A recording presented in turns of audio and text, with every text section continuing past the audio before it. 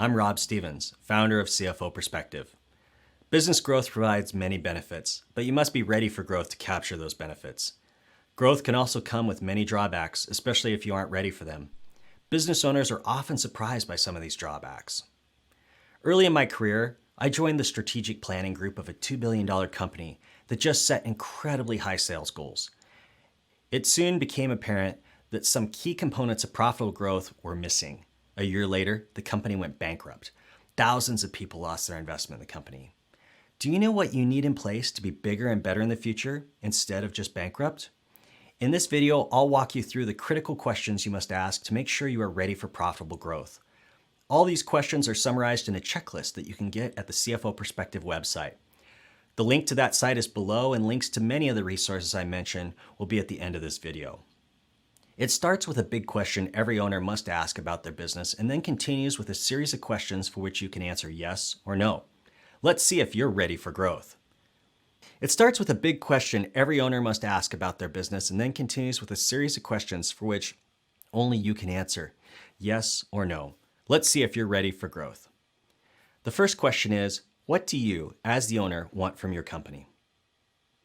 That's a big question that only you can answer. Growth will give you more of many things, but what things do you want more of? There are many good answers to this question, but the best answers are the ones that are most true for you. What do you ultimately want more of? Is it time? Money? Taking care of your employees? Building the company for sale? Something else?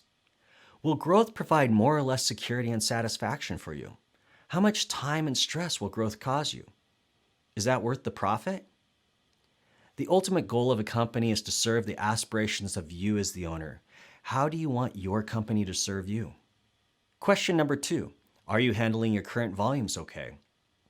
If you can't handle your current volumes, then growth is just going to compound your problems. Other questions in this checklist will give you specific areas to work on to be ready for growth. Question number 3, do you currently have excess capacity in staff, equipment, or other resources needed for growth? Excess capacity provides the opportunity for highly profitable growth. Since new sales will require little to no additional staff or equipment, it's easy to overestimate capacity, so check with your employees and what they will need before growing. Ask production and sales staff how many people they will need to hire or what they will need to buy to handle your anticipated growth. They have an incentive to overstate their needs when answering this, but it will help you anticipate future needs. On the other hand, managers often have needs they don't know about until growth happens. Costs cause more costs. Higher production requires more support staff and systems. The whole business is a complete system that has to be aligned and calibrated for growth. You will also need to check with your support and overhead staff about what they will need if you increase production and increase the number of production staff. Question number 4, have you mapped out what your organization chart will look like during and after growth? Plan out your organization chart once you have a rough idea of how many staff you will need at the higher production amounts. The chart allows you to plan how you will develop and promote internal staff into new roles. It will also identify positions for which you will need to hire from the outside. Identifying this now gives you time to recruit for these positions before current employees are overwhelmed by the new volume. Question number 5, are your processes documented so they can scale up with your growth? Documenting your processes allows you to delegate tasks quickly as you grow.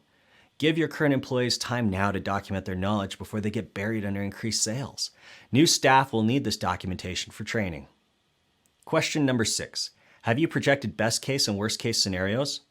Supporters of growth will paint a rosy picture of all the benefits of growth, while those opposed to growth will warn of dire consequences of growth. The truth lies somewhere in between. Let each side present their case and allow the other side to challenge them. If everyone agrees on growth without much debate, then someone needs to be appointed to serve as the devil's advocate to represent the other side. As George Patton said, if everyone is thinking alike, then somebody isn't thinking.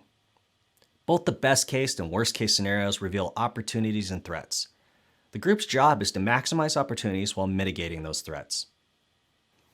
Question number 7, have you projected what growth will do to profitability? It's not enough for sales to go up when you grow. Increased sales can cause profits to go up or down. The sales revenue must increase more than the increased cost of growth. You can calculate this with a marginal profitability analysis. To do this, number 1, calculate your current profit, and number 2, calculate projected profit after growth.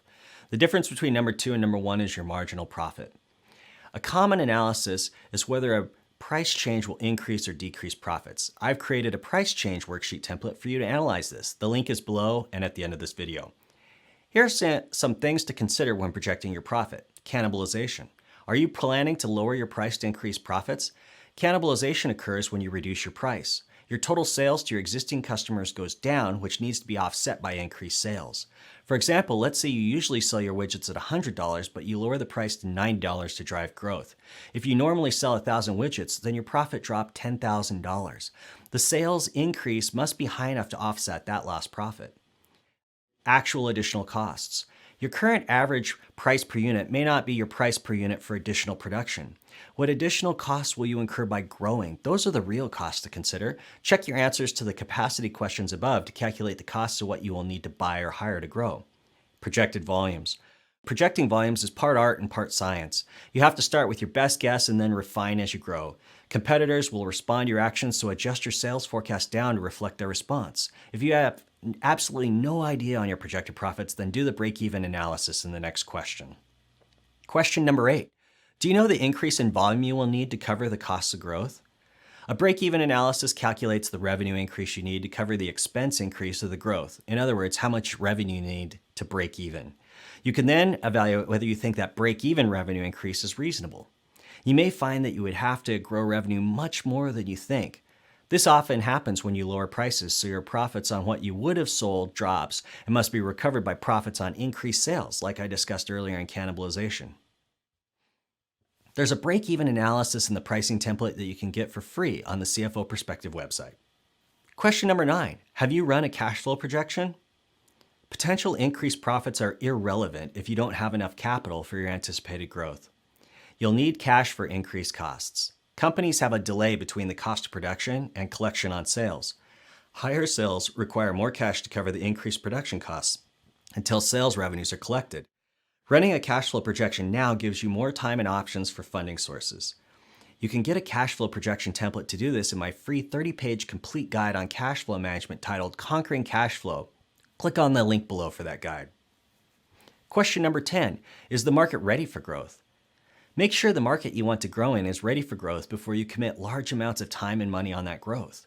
You can pick a sales channel or section of the market to test price or product changes.